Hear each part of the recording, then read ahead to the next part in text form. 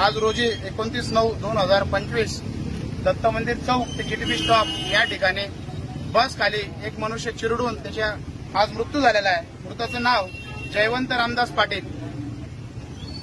कायम वारंवार पालिकेला पत्र देऊन पालिकेला कायमकार आपण जाऊन भेट करून आता सुद्धा 23/9/2025 ला पत्र दिलेलं आहे मी स्वतः की या भाजीपाला मार्केटमध्ये कायमस्वरूपी या गाड्या लागल्यानंतर टू व्हीलर कमीत कमी 15 फूट लागतात. 10 फूट गाडी आहे.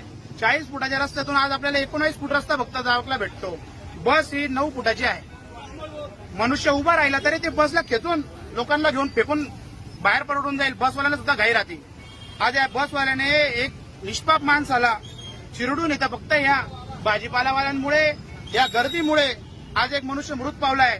कारण वारंवार या लोकांना सांगून यांना उचलून आम्ही तिथे बसवलंही होतं एक ओपन स्पेस मध्ये, तरी सुद्धा काही राजकारणी कंटकांनी मत मागणीसाठी मत गोळा करण्यासाठी काहीतरी एक फुटेज सोशल मीडिया फुटेज घेण्यासाठी यांना पाठिंबा देऊन परत यांना याच ठिकाणी बसवलं.